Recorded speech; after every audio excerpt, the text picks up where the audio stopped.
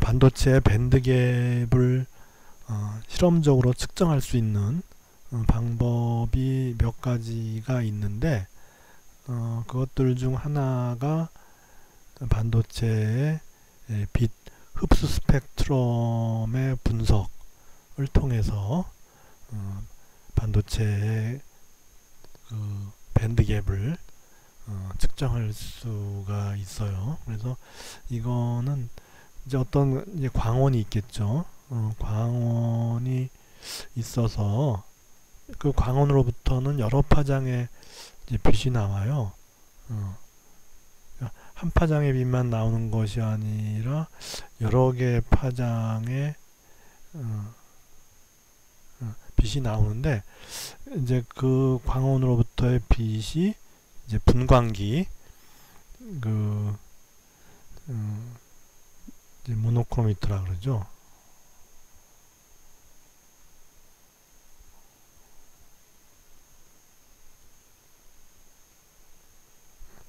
모노크로미터를 통과하면은 이제 한 파장의 빛만 이렇게 분광을 할 수가 있어요. 그래서 요 이제 분광된 그 파장 또는 에너지가 이제 잘 디파인된 그런 빛을 우리가 밴드갭을 측정하고자 하는 반도체 물질에 입사를 시키는 거죠.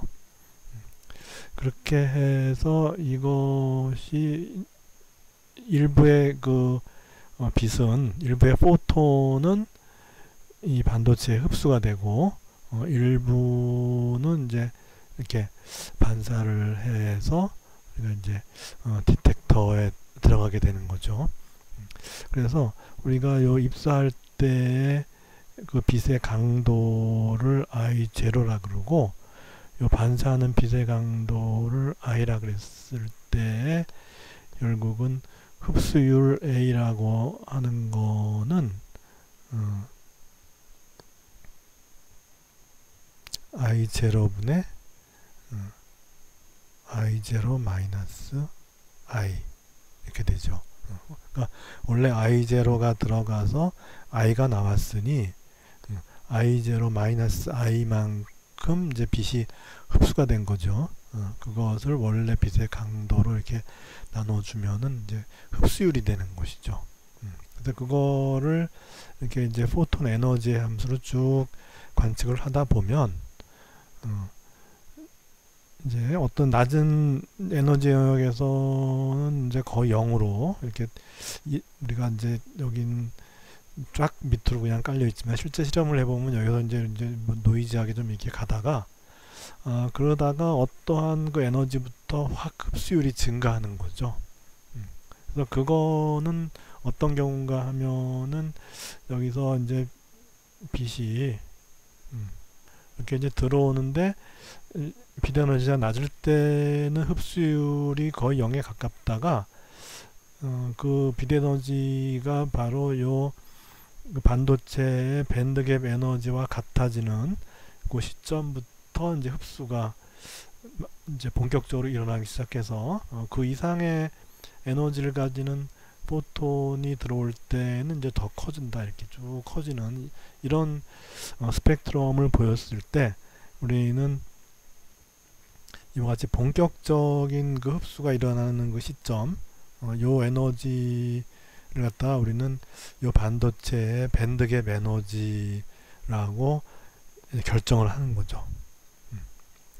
그래서 이와 같은 경우는 우리가 이제 갈륨 알스나이드 같은 직접 밴드갭, 다이렉트 밴드갭을 가지는 물질의 경우는 스펙트럼 모양이 이제 뭐 이거와 유사한 어떤 그런 패턴을 띠게 돼요. 그렇게 해서 이제 거의 0으로 이렇게 쭉 가다가 이제 좀 급속하게 상승되는 어떤 구간이 생기기 시작하면은 그 점을 밴드갭으로 결정할 수 있는데, 근데 이제 뭐 실리콘이나 저마늄 같은 그런 인다이렉트 밴드갭을 가진 물질에 대해서는 약간 좀 더 복잡한 스펙트럼이 나타나요. 그래서 실리콘이나 저마늄의 밴드 구조를 볼 것 같으면은 이렇게 그 이제 K 꼴 0 웨이브 벡터에서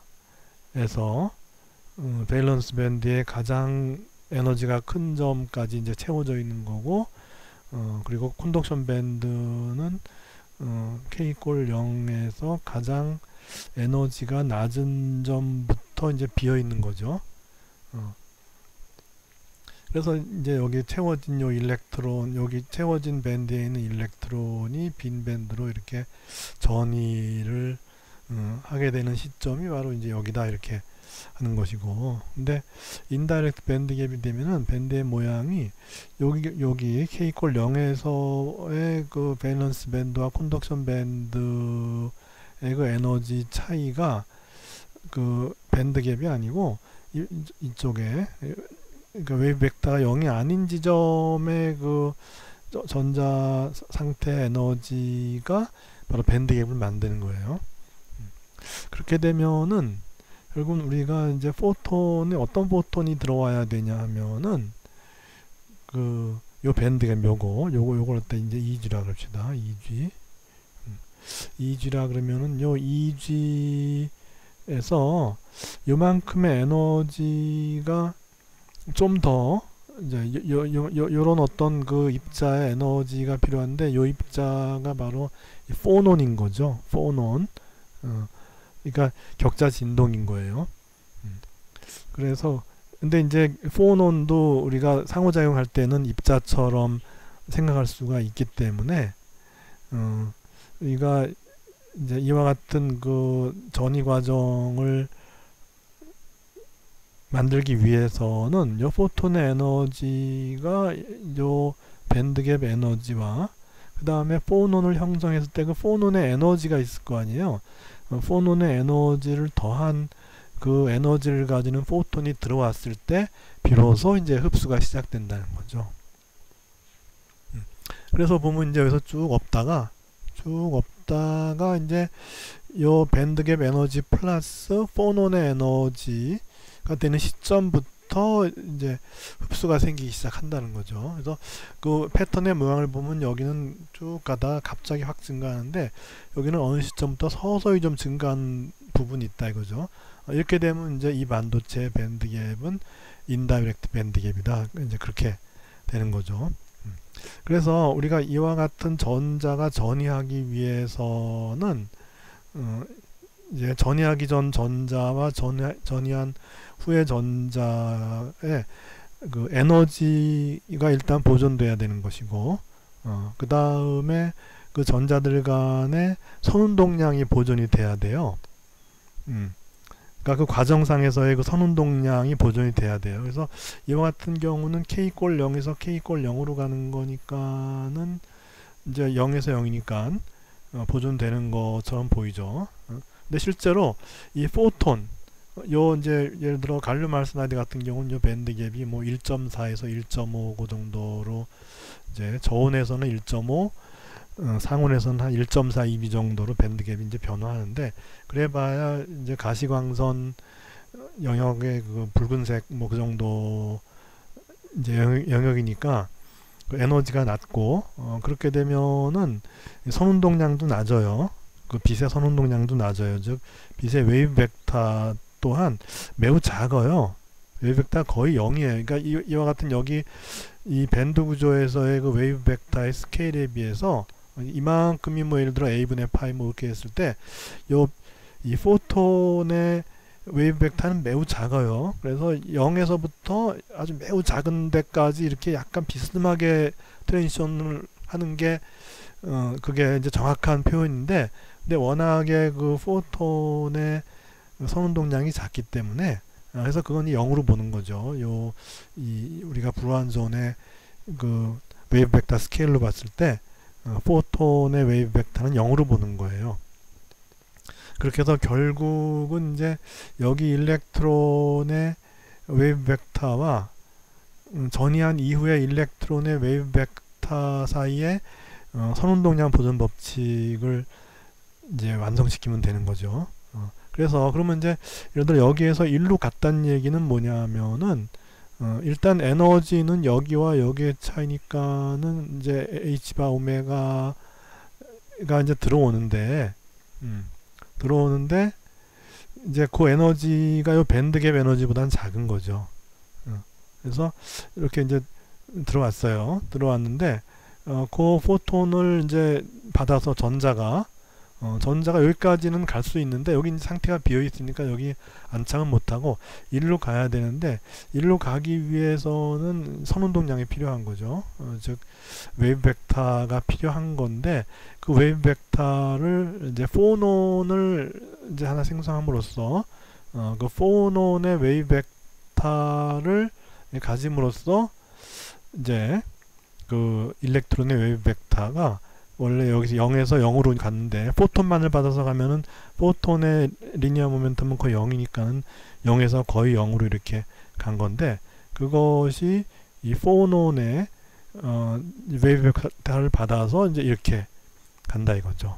그래서 실리콘 같은 경우는 우리가 그 이제 웨이브 벡터 큰 포논이 이제 어쿠스틱 포논이죠. 그래서 대강 그 이제 이 웨이브 벡터 큰 어쿠스틱 포논의 에너지가 대강 한 0.052b 그 정도 수준이면은 이 웨이브 벡터가 매우 이제 큰 거죠. 포논의 그 웨이브 벡터가 매우 큰 건데 그게 이제 일렉트론으로 트랜스퍼가 되는 거죠.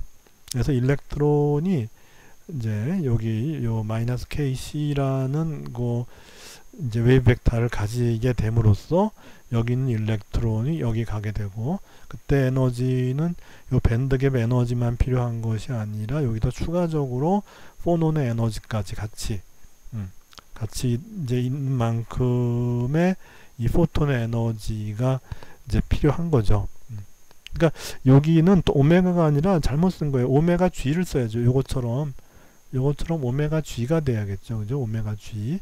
다시 말해서 요 2g인 거죠. 2g가 이제 h바 오메가 g가 되는 거죠. 그래서 요것도 이제 오메가 g가 돼야죠.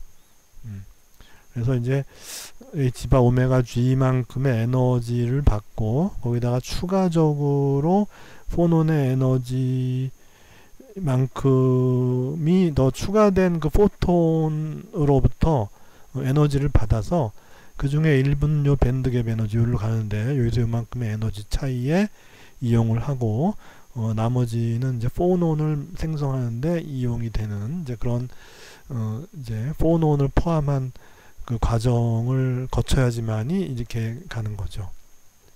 그러니까 일단 생각해 보면 이 과정은 좀 쉽고 이 과정은 어려우니 이 과정을 위해서 흡수되는 그 양은 이렇게 흡수되는 것보다는 훨씬 많겠죠. 이게 왜냐면 이게 어려우니까 포논을 인버브해서 가야 되는데 마침 또 그런 포논이 없으면은 이와 같이 큰 웨이브 벡터를 가지는 포논이 이제 존재하지 않으면 그러니까 에너지와 이게 둘 다 맞아야 되는 거죠. 에너지와 웨이브 벡터가 둘 다 맞아야지만이 이제 우리가 이제 그 저기 요식을 만족하는 그 포톤과 에너지도 일치하고 이제 그 여기에 있는 일렉트론 상태가 가져야 되는 웨이브 벡터도 동시에 가지는 그런 이제 과정이 돼야 되기 때문에 이 과정은 상당히 이제 복잡한 과정이 돼서 흡수율이 그리 좋지는 않을 거예요. 그죠? 그래서 흡수율이 낮아요. 이렇게 가다가 여기는 확 올라가는 데 비해서 여기는 흡수율이 매우 낮죠. 확실히 이 과정은 이제 이거보다는 일어나기가 굉장히 어렵고 확률적으로 이제 낮은 그런 이제 과정이어서 천천히 이제 가다가 이제 예를 들어 포톤 에너지가 점점점 증가해서 요 다이렉트 갭에 딱 이제 맞는 포톤 에너지가 될 경우에는 이것처럼 그때부터는 휙 이렇게 증가한다는 거죠. 그래서 어떤 새로운 반도체를 만들어서 그 반도체가 다이렉트 밴드 갭이냐 인다이렉트 밴드 갭이냐를 이제 판정을 우리가 빛의 흡수 스펙트럼으로부터 하겠다 했을 때 다이렉트 밴드 갭은 0 근처로 쭉 깔리다가 이제 이렇게 갑자기 좀 급격히 증가하는 어떤 그런 부분이 생기는 거고, 인다이렉트는 0으로 가다가 좀 서서히 증가하는, 많이 증가하지는 않고 서서히 좀 증가하다가 어느 순간부터 많이 증가한 뭐 이런 게 생긴다면은 그거는 이제 밴드갭이 인다이렉트 밴드갭이다. 즉, 요 k = 0, 그걸 우리는 감마 포인트라고 그러죠. 감마 포인트에서의 그 전이가 먼저 일어나는 것이 아니라 감마 포인트 아닌 데서의 그 에너지 차이가 가장 작기 때문에 그 전이가 먼저 일어나는 관계로 인해서 이제 그 좀 흡수는 되지만은 좀 이제 그리 크지 않은 흡수가 되다가 이제 여기서 여기 해당하는 그 에너지의 포톤이 들어올 때 비로소 이제 인텐시티가 강한 이제 그런 이제 흡수 스펙트럼을 보인다 하는 거죠. 그렇게 해서 우리가 그 저기 선운동량 보존이 돼야 되는 거죠. 그래서 원래 포톤이 들어올 때 포톤은 선운동량이 0이었어요. 그죠? 근데 그것이 전자가 k = 0인 전자가 마이너스 kc를 가지도록 해야 되니까 그렇게 되면은 이제 그와 같은 큰 모멘텀을 공급하기 위한 그 포논의 웨이브 벡터는 이제 마이너스 kc가 되는 거죠. 그죠? 마이너스 kc가 돼서 이제 그런 전이를 성공시킬 수가 있는 것이죠.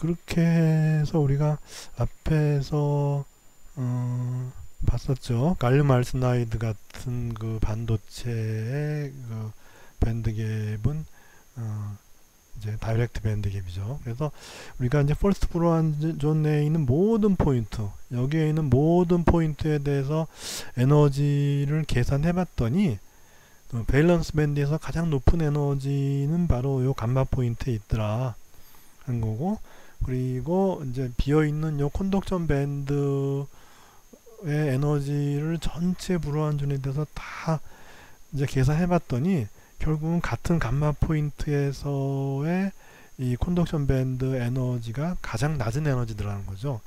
그래서 이와 같은 특성을 가지는 반도체는 다이렉트 밴드갭 반도체이고, 뭐 예를 들면 갈륨 알스나이드가 있고, 이 갈륨 알스나이드의 경우에 저온, 극저온으로 가면 한 1.5 일렉트론 볼트가 되고, 상온으로 갈수록 밴드갭이 작아져서 한 1.42로 낮아지는 이제 그런 현상이 관측이 돼요. 그래서 반도체 밴드갭 에너지가 온도에 따라 이렇게 변하기 때문에 우리가 보통 이론적으로 얘기하는 반도체 밴드갭은 절대 온도 근처, 즉 우리가 이 페르미 에너지 하면은 그 절대 온도에서의 그 에너지가 가장 높은 일렉트론이 가지는 에너지잖아요. 그래서 이 밴드 구조 이런 것도 다 온도가 얼마냐? 그러면 이제 이론적으로는 절대 영도인 거죠.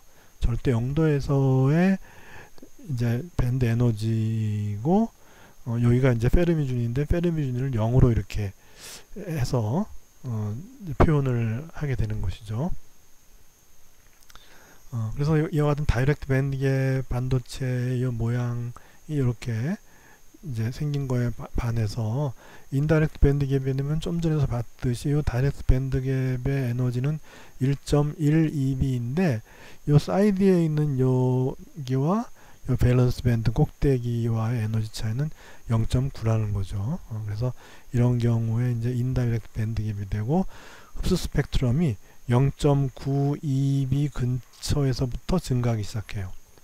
그러니까 거기에 이제 포논 에너지가 있는데 포논 에너지가 아까 뭐 실리콘에서 가장 큰 옵티컬 포논 에너지가 0.65eV고 그 밑에 있는 가장 에너지가 큰 어쿠스틱 포논의 에너지 가장 모멘텀이 리니어 모멘텀이 큰 어쿠스틱 포논의 에너지가 0.05 eV니까 요거보다 한 자릿수가 낮죠. 그죠? 그래서 이제 요게 0.9 eV가 밴드갭이라면은 그 흡수는 이론적으로는 0.9 eV에다가 그 포논 에너지를 더해줘야죠.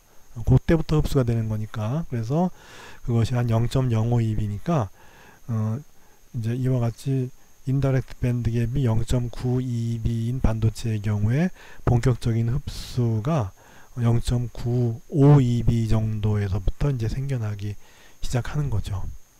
그렇게 해서 거의 점점 증가해서 이제 들어오는 포톤의 에너지가 1.1 eV가 되면 그때부터는 이 상황과 같아지니까는 흡수가 본격적으로 이제 커지게 된다. 이제 그런 거죠.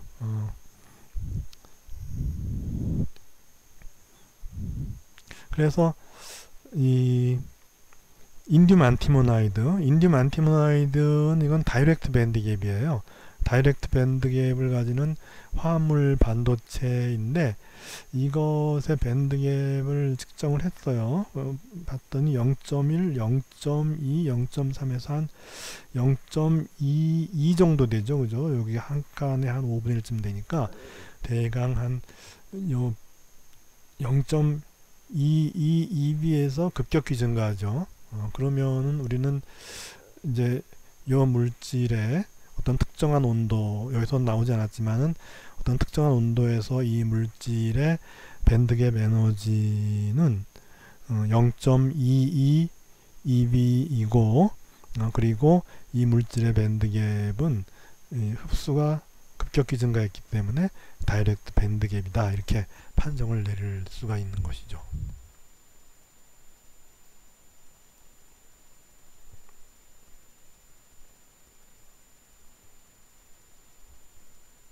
그래서 실제로 이제 보면 좀 전에 인듐 안티모나이드가 0도 켈빈, 즉 관측했을 때 극초온에서 0.23이니까 좀 전에 관측된 0.22 정도의 그 밴드갭은 매우 극초온에서 관측된 밴드갭일 거라는 어떤 추측이 되는 거죠. 이 온도가 상온으로 올라가면 0.17이니까 많이 작아지죠. 그러니까 좀 전에 한 0.2 eV 정도라고 우리가 추측을 했는데 그거는 매우 극초온에 매우 가까운 그런 온도에서 관측이 된 그 밴드갭 에너지다 라고 볼 수 있는 거고, 갈륨 아르세나이드 같은 경우에 다이렉트 밴드갭, 좀 전에 밴드 구조 봤죠. 그것이 이제 극초온에서는 1.5 eV고 이제 상온으로 갈수록 점점 밴드갭이 작아져서 1.4 eV 정도로 밴드갭이 줄어든다. 그 다음에 실리콘 저마늄을 보면은 이제 0도 켈빈 그 극초온에서는 1.17, 0.74인데 이것이 상온으로 가면 1.11, 0.66. 그래서 요거는 바로 전에 우리가 그 실리콘과 저메늄에서의 그 캐리어 덴시티를 계산한 그래프에서 실리콘의 밴드갭 에너지가 1.11이고 저마늄이 0.66이기 때문에 뭐 상온 근처 300도 K 근처에서의 이 저마늄에서의 그 캐리어 덴시티가 실리콘의 캐리어 덴시티에 비해서 약 1000배 정도 이제 크게 그렇게 나온 걸 봤죠. 그래서 그때 이제 그 그림의 그 캡션에서 이제 얘기한 밴드갭 에너지가 바로 이거잖아요. 이거. 그래서 아마도 지금 이제 우리가 인듐 안티모나이드를 근거로 보면은 요 에너지가 아까 좀 전에 관측된 그 인듐 안티모나이드의 다이렉트 밴드갭 에너지와 비슷하니까 아마도 여기 있는 것 중에 대부분이 관측된 값이 아닌가 싶고, 그래서 이것도 이제 관측된 거라고 이제 보여지는 것이죠. 그래서 그 앞에서 1.11 eV나 0.66 eV 이렇게 그 실리콘 저마늄에 대한 밴드갭 에너지는 이 상온에서의 그 실리콘과 저마늄의 인다이렉트 밴드갭 에너지라고 보는 게 리저너블 하죠. 그래서 보면 이제 이와 같이 그 다이렉트 밴드갭도 있고 인다이렉트 밴드갭도 있고, 그래서 우리가 많이 알고 있는 것 중에 이제 실리콘 저메니움, 뭐 갈륨 알스나이드 이런 정도에서 이제 이 인다이렉트, 다이렉트 이런 거를 기억해 두면은 좋겠죠.